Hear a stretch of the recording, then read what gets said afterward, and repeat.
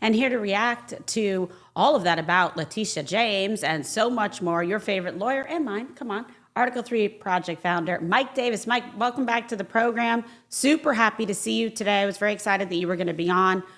A lot to discuss. And, first I want to tackle this birthright citizenship case that was heard by the Supreme Court today. What are the constitutional questions and what did you make of oral arguments? Well, it seems like the justices seem a little bit muddled in their thinking on this. Yeah. And so I don't know if they're going to decide the broader question of birthright citizenship or if they're going to just deal with nationwide injunctions by these 680 district court judges around the country, many of whom are Democrat judicial activists who are trying to sabotage the will of the American people by sabotaging the duly elected president of the United States. But if you just step back, Kimberly, and talk about birthright citizenship, we had birthright citizenship as part of the 14th Amendment after the Civil War. And the point of birthright citizenship was to make sure that the children of freed slaves had citizenship, right? And so the southern states didn't deprive them of citizenship or otherwise try to undermine the post-Civil War gains that we saw in the 13th, 14th, and 15th Amendments. And there has been a case, the Chinese exclusion case from the Supreme Court, that if you are a lawful permanent resident of the United States and you show loyalty to the United States, like being a lawful permanent resident who's gone through the process, then the children of lawful permanent residents can get birthright citizenship. But that it is just a legal myth that anyone who comes to the United States and has a child, that child somehow gets birthright citizenship. I know that's how people have thought it has worked for the last several decades, but that's not how it works under our law. And so if you have an invading army, they don't have birthright citizenship for their kids. Even you don't have birthright citizenship for ambassadors, kids, foreign ambassadors who are here. And you also, for example, you didn't have birthright citizenship for American Indians. Actually, Congress enacted a law to give birthright citizenship to American Indians. So if American Indians didn't have birthright citizenship under a Supreme Court precedent, why the hell would illegal aliens like Tren de Aragua and MS-13 get birthright citizenship? It makes no sense, It makes no sense. It's such a good point, and I like the historical reference. More broadly, there seems to be this fundamental belief, inside some factions of the federal judiciary and among Democrats, that America doesn't have a right to control its own borders, which I find to be nonsensical and just absolutely ridiculous. What stands out to you? What stands out to me is the Supreme Court of the United States with Commanding General John Roberts and 6 lieutenant generals think that they can put an illegal, unconstitutional restraining order, injunction on the President of the United States. You cannot enjoin the President of the United States. You can enjoin officers who work for the President of the United States, but you cannot enjoin the President of the United States. And they've had this injunction on the President of the United States since Good Friday, nearly a month. And they are telling the President, as the Commander-in-Chief, he cannot expel foreign terrorists who have invaded our country. Tren de Aragua, foreign terrorists. They are designated foreign terrorists. And the President has the constitutional and statutory right and duty as the Commander-in-Chief to get Tren de Aragua, foreign terrorists, and MS-13 vicious gang members, the most dangerous people in the Western Hemisphere, the hell out of our country. And the Supreme Court has ordered the President of the United States as Commander-in-Chief to not conduct military operations to expel these terrorists. That is lawlessness, that is arrogance, that is dangerous. Meanwhile, your favorite, you know what's coming, up in New York, AG Big Tish James is feeling the heat amid mounting evidence of mortgage fraud. What do we need to know? Well, let's talk about that. Remember, Big Tish James, the Attorney General of New York, brought a massive civil fraud lawsuit with a goofball Manhattan Democrat judge, Arthur Engeron, against President Trump, alleging that President Trump somehow committed fraud when he paid back sophisticated Wall Street banks on time, as agreed, with interest. And Tish James says that Trump misrepresented the value of Mar-a-Lago. She says that Mar-a-Lago is only worth $18 million. As we both know, a tennis court at Mar-a-Lago is worth more than $18 million. Right. This is the prime real estate on the planet. It's 20 acres of land that touches both the Atlantic Ocean and the Intracoastal Waterway. I think it's the only piece of land that does that. It's worth at least $500 million, if not $1 billion or more. And she brought this, she went on this campaign. She campaigned on the fact that she's going to get Trump and take him out. Well, Big Tish has her own problems. She is the New York Attorney General. By New York statute, she's required to reside in New York. And she lied on a mortgage application, allegedly, where she has a Virginia residence, a Virginia home that she's claiming as her primary residence. Well, that's not legally possible if you're the New York Attorney General, because you have to live in New York, according to New York statute. So the Eastern District of Virginia should open a criminal investigation on Big Tish for mortgage fraud, because, as she says, nobody's above the law, and we would love to see Big Tish's fat ass go to prison, as I said right after the election. Oh my God. Sorry. And now a message from our sponsors. Yeah. Roll the Bowflex commercial. Yeah. All right. So dead. Politically, do you think the governor and legislators in Albany, stand up for her? I mean, I don't even this is so insane and corrupt. Realize that the ship is going down. Yeah. The USSS Big Tish is going down. I would say that the New York... I think you're her favorite person, by the way. Good. So remember, the New York legislature is apparently going to use New York taxpayer funds, $10 million in New York taxpayer funds, to pay for her personal legal bills for her personal alleged criminal fraud in Virginia. Improper. I don't know how the heck that happens, but I don't that seems like a misuse of government funds. But here we are. Look, if she lied on her mortgage application and said that this was her primary residence, when it is legally impossible for it to be her primary residence as the New York Attorney General, this seems like a slam dunk case. And maybe, President Trump's talking about reopening Alcatraz. Let's make Big Tish James the first inmate at Alcatraz. Oh my gosh, could you imagine? That's better than any Netflix special. All right, and by the way, aren't we awaiting an appellate decision in the civil fraud case against the president? Where does that stand?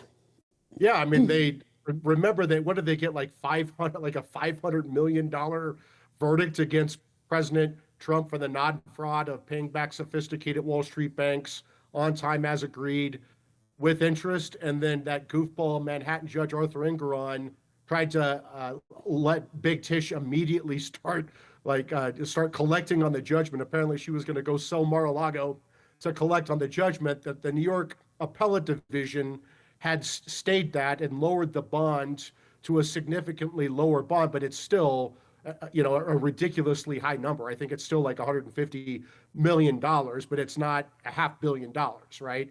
And so I think it's going through the appellate division now. I think the appellate division is actually going to side with President Trump, as they should, even though there are a bunch of Democrat activists on the New York appellate division. This is such an egregious case. And really think about this. If you're going to invest in New York, why the hell would you do this? If you can have these barbarian politicians and judges come up with these bogus legal theories to destroy your business, you would never invest in New York. So this is so much bigger than Donald Trump. This is about the well-being of New York. Do you want businesses there or not? Yeah, and Judge Janine, it's really true. It's about the economy there, et cetera, and so super important to get that revitalized after all the damage. So Judge Janine, one of my favorite law dogs, was just sworn in as interim U.S. Attorney for D.C. Let's get your reaction. Liberal heads are exploding. I love it. I love it. I strongly supported Ed Martin, but our weak Republican sisters in the Senate couldn't stomach someone who would be bold and fearless like Ed Martin. And so what did they get out of this? They got Judge Janine, who is a hell of a lot She's probably the toughest, most bold and fearless person I know, let alone lawyer. She's a former New York DA. She's a former New York judge. She is the perfect person for this job. And I say the biggest winners are poor Black kids stuck in these crime-ridden neighborhoods because Judge Jeanine's going to clean up DC and make DC safe again. The biggest losers are going to be these DC criminals who have been terrorizing DC for the last 4 years under Joe Biden. No, you're right about that. And let's, for a moment here, because Ed Martin's a great guy. He was a great pick. What will he be doing moving forward? This is what's so great about this. Ed Martin's going to Main Justice. He's going to be the pardon attorney, number one, and he's also going to run the weaponization working group. So what we've been talking about for years, Kimberly, on your show about this politicized and weaponized intel agencies and law enforcement going back to Crossfire Hurricane, guess what? Ed Martin's on the case. And so he's pretty dogged. He's pretty fierce. He's pretty fearless. And I think he's going to get to the bottom of this, working with people like Kash Patel, the FBI director, and Harmeet Dillon, the head of the Civil Rights Division, and Todd Blanche and Amel Bove and Pam Bondi and Chad Mizell. The president has an all-star team at the Justice Department. They are going to clean up that mess. Well, we're certainly looking forward to it. And make the Justice Department pursue justice again. It'd be so shocking, right? I mean, this is what we're supposed to be doing, all these years, but now we're going to correct it. And give us just sort of, since you mentioned it, the state of play inside Main Justice, what's in store for the next 100 days there? Because people have really been looking at this. I mean, you and I covered it a lot about weaponization of justice, about the lawfare being used that was mercilessly used against President Trump. So people have a keen eye towards what we can expect there. I think that Attorney General Pam Bondi and Deputy Attorney General Todd Blanche and the Chief of Staff Chad Mizell and Amel Bove, the number two to the number two, and Kash Patel and Harmeet Dillon, Gail Slater at the Antitrust Division. The president has an all-star team. Stanley Woodward's going there to be the associate. The president has an all-star team at the Justice Department. They've already made tremendous reforms to the Justice Department to get rid of the politicized and weaponized law enforcement, particularly at Main Justice, particularly at the FBI. And they are going to restore the American people's confidence that our justice system is not going to be politicized and weaponized. And that's going to require accountability for what Obama and Biden did to our intel agencies and our law enforcement to go after political enemies. So I would tell them, lawyer up. Justice is coming. I like that. So what else is the Article 3 project doing to stand up for justice and put this lawfare in its place? Yeah, we have a lot going on at the Article 3 project. We helped President Trump during his first term confirm his outstanding judges. We defended him over the last 4 years of this unprecedented Republican lawfare.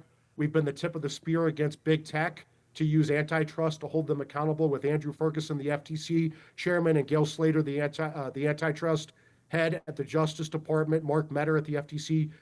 We have been helping President Trump pick his judges in the second term, even more bold and fearless judges than he picked in his first term. That was his biggest and most consequential accomplishment of the first term, was the transformation of the Supreme Court and the lower federal courts to the first constitutionalist majority in 90 years. And they may disappoint us from time to time, but overall, can you imagine if Hillary Clinton got to replace Justice Scalia instead of President Trump? And so we're going to build on that in a second term. And we're going to defend President Trump against this ongoing lawfare by these activist judges. Oh, I know. The whole thing's so crazy. It's just like, and there were still people suing him civilly from January 6th. How do I know? Because we all got the subpoenas, me, Don, Eric. They love to tape them to our front door. It's like the dumbest thing I've ever seen. But guess what? That's being stayed too. So if the president can't be sued civilly, then we don't need to do our depositions right now because the case is, stayed. I mean, so I don't know what these people are doing. Yeah, I mean, look, we have a new sheriff at the Justice Department, and Pam Bondi, and she is not going to put up with this nonsense. She's not going to put up for a minute. She is tough. She's tough as hell. and she is not going to put up with subversion by the FBI or these intel agencies. It's not going to happen. It's not going to happen under Todd Blanche and Emil Bove. If you've met Emil Bove, he's a friend, but he looks like a political serial killer. I would not want to I would not want to cross Emil Bove. So oh my God, I love this. The president has a fantastic team, and they are going to restore justice at the Justice Department. I love that. And we talked about it a lot. We prayed for it. We hoped for it. We were very vocal about it. So thank God it's actually happening. And just in general, just reflect for a moment, President's first 100 days overall, and now, into the second 100 days, what you liked, what you've seen, and what you would like to see, coming up next. I think that President Trump is hitting home run after home run after home run on everything he's doing. Remember the first time. He had never run for office. He had never served in office. He accomplished a lot in his first term, but he's had 4 years in office. He's had 4 years to reflect, and he's had 4 years to face his opponents who tried to bankrupt him, who tried to throw him in prison for life for non-crimes, who tried to take off his head when they underfunded his Secret Service protection. We saw this time President Trump was ready to govern and govern decisively on day one. He's making outstanding personnel decisions, starting with Susie Wiles as his White House chief of staff. She is an awesome chief of staff. He clearly respects her. He clearly adores her, and she is doing a phenomenal job. You're not seeing the leaks out of this White House because I think that they know that Susie Wiles will crush them if they leak and undermine the president of the United States. Yes, absolutely. Sick of that. We saw, unfortunately, the first term, we saw the leaks and all the problems, and she's really taking care of that. And I imagine that she made it through this whole campaign with all of these, legal cases, lawfare against President Trump, craziness, and she was like the steady hand at the helm. She is tough as nails.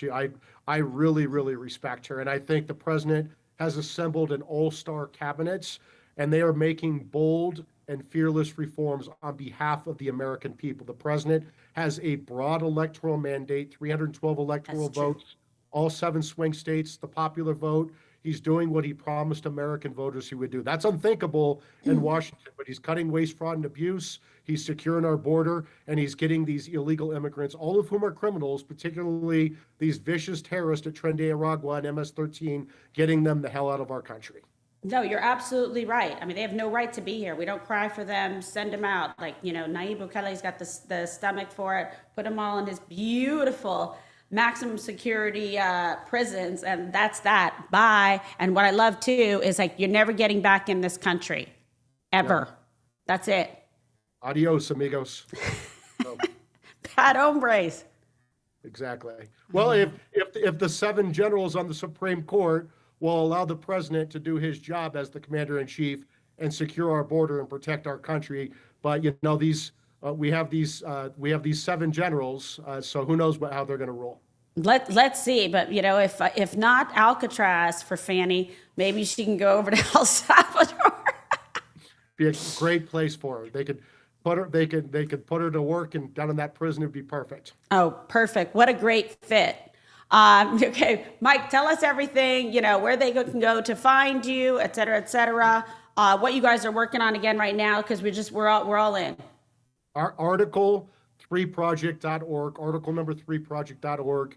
Follow us on social media, donate, but only what you can afford, and then take action. Action. We're trying to get President Trump's nominees confirmed, and we're trying to hold the bad actors accountable, particularly big tech, Google, Amazon, Facebook, and Apple. All right, fantastic. Mike Davis, God, we love you. So fun. All right, thank you so much, friend. Look forward to seeing you again. Thank you.